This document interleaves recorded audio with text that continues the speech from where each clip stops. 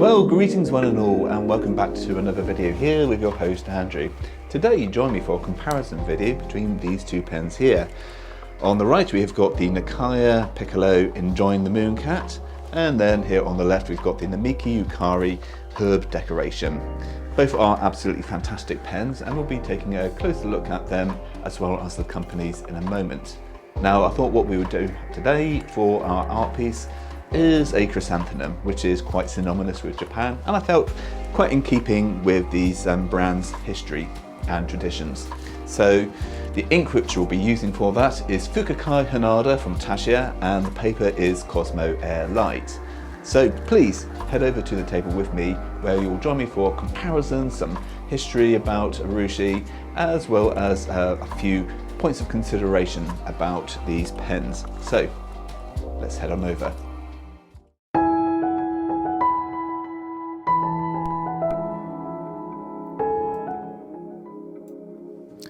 What is Urushi? In layman terms, Urushi is a lacquer which comes in a liquid form and cures into a hard film that protects the intended object. In a more detailed response, Toxicodendron vernicillum is essentially the Latin name for where the Urushi hails from. The lacquer is very poisonous to the touch, and caution must be used when applying lacquer in its raw form. Now, whilst I would like to give you a more in-depth response on the lacquer tree, this isn't the main focus for today, so I'd like to invite you to read Suzanne Ross's excellent description for further information, and I'll leave that in the comment section down below. Now, Urushi has a history that goes back several thousand years, with its origins set in China. Since its inception, Urushi has been used to protect and celebrate numerous objects throughout the Far East. Japan utilises the sap for very artistic and regional specific treatments, and interestingly, wars have been fought over these precious trees. Now, the basic premise of Urushi is to build it up in layers whilst curing in between. These are cured typically in a wooden cabinet called a furo, which translates to bath. Why bath? Well, you need heat and humidity to cure. Each layer can take anywhere from a day to several months to cure, and this is partly what you're paying for. Time. Like most crafts, Urushi has been passed down from father to son over many generations. These days you'll find more women practicing the craft too, some of which have worked for Namiki, and I will be also doing a further discussion down the line celebrating some of the female artisans in a future video. Unfortunately, the interest in taking up the craft is dwindling, and the number of maquillé artisans is becoming smaller and smaller. One hopes that social media can be instrumental in building up its popularity again, and to some extent it is. Certainly, there is an increase in popularity in the West. Nakaya and Namiki both have a very distinguished history in pen making. Both companies were formed within years of one another, and interestingly, Platinum Pens was born with the name Nakaya. Much later on, Nakaya converted to the now known Platinum Pen Company. Nakaya set up shop in 1997 and didn't actually start with Urushi pens. I believe they were making celluloid pens. Don't quote me on that though. It was actually a request from a customer that kick-started the Urushi trade. So, with their ex-Platinum employees, Nakaya have gone from strength to strength, making some of the finest writing instruments in the world.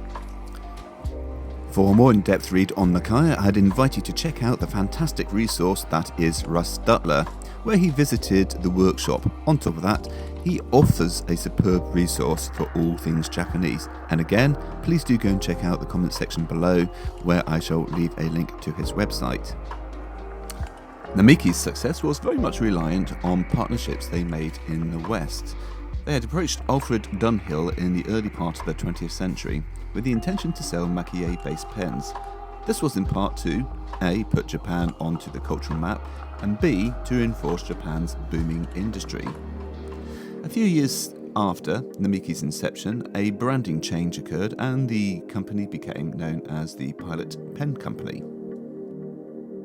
Both companies deploy a high level of Urushi techniques, and this isn't so much of a who does Urushi better comparison, but more of a personal observation of these companies and what they have to offer.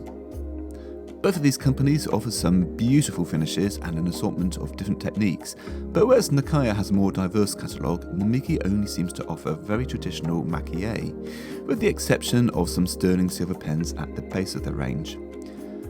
Nakaya, on the other hand, has a whole slew of techniques ranging from Tamanuri, Ishime, Fuki, Yeko, Tamisukashi, Sumiko, Chinkin, sterling silver, skeleton, and makie. It is important to remember that Namiki is part of the Pilot Pens company and therefore has a slightly more diverse range if one were to include the rest of Pilot's pens. The two pens we will be looking at today are the Nakaya Enjoying the Mooncat and Namiki Yukari Herb Decoration.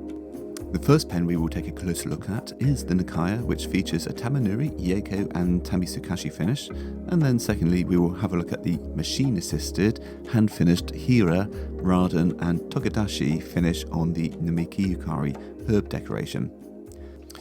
Both pens are stunning and both are in a similar price bracket, which makes this comparison so much easier to compare. Right from the offset, you'll notice how diverse these techniques are. The Yeko painting, that is, featured on the Enjoying the Mooncat, gives a wonderful silhouette, and married with the moon finished in Tamisukashi, gives a wonderful contrast on the rich red background. If you have a look at the section, you'll notice that the little cat paws are also finished with the same Yeko technique. This adds a wonderful 3D dimension to the pen, and as one brushes their fingers across the barrel, you can really feel the artist's intent.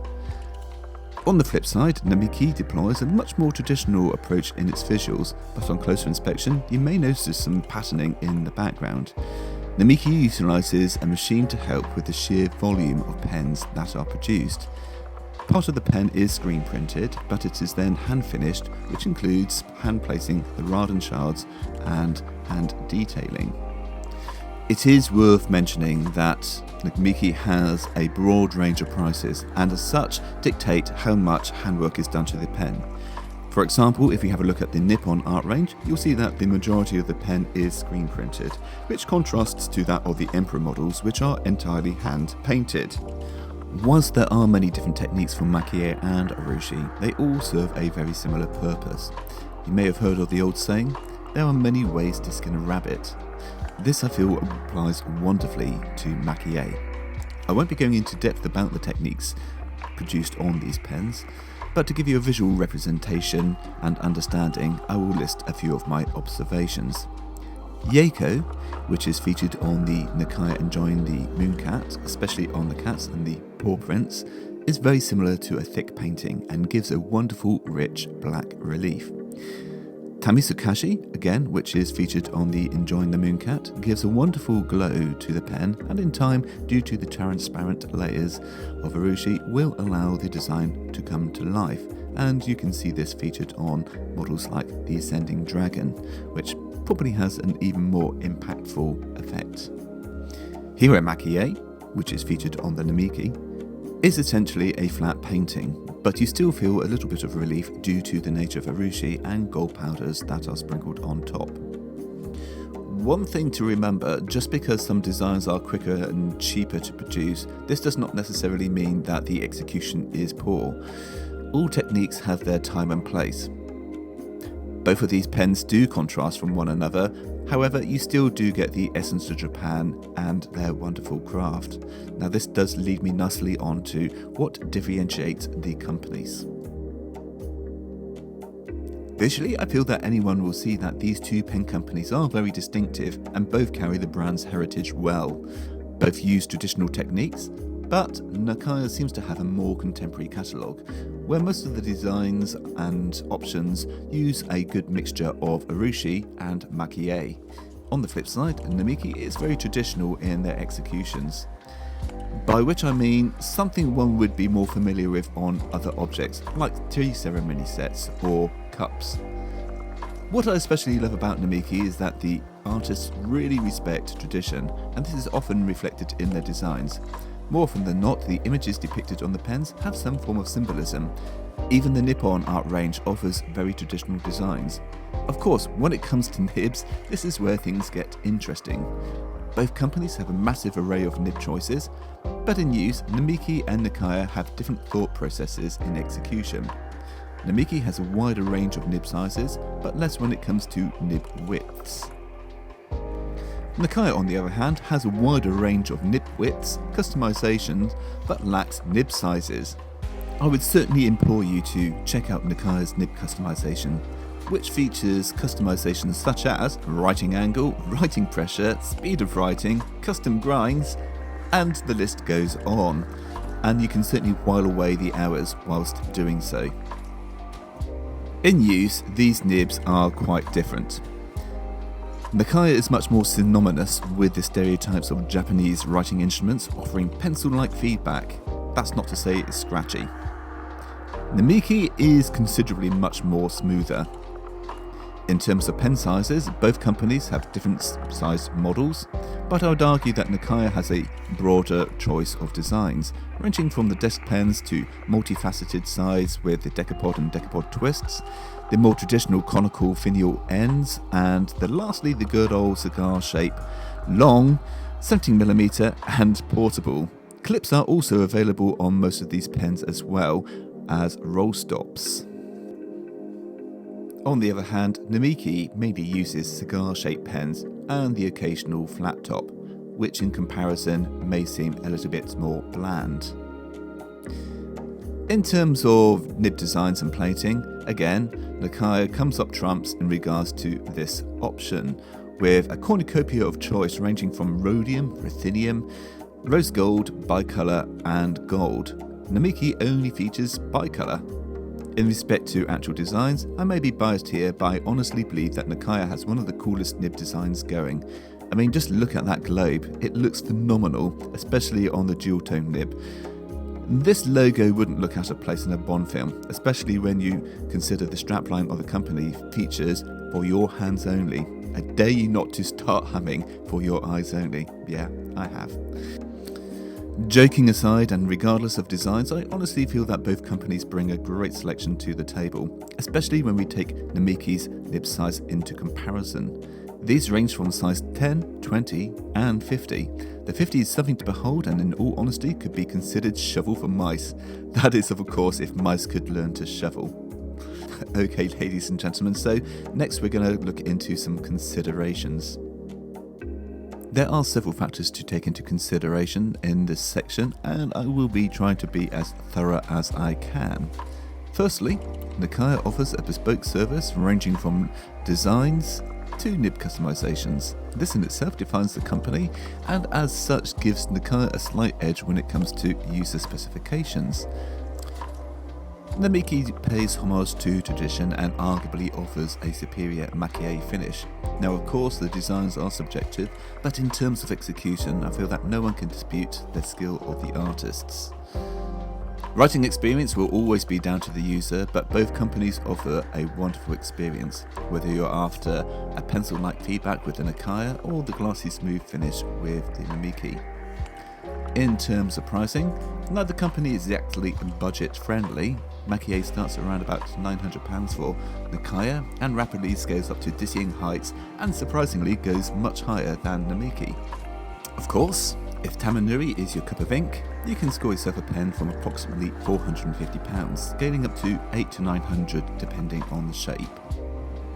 Namiki will start around about the same price as Nakaya, with the desk pens, with the Nippon art range starting at around about £450 and scaling up to around about £800.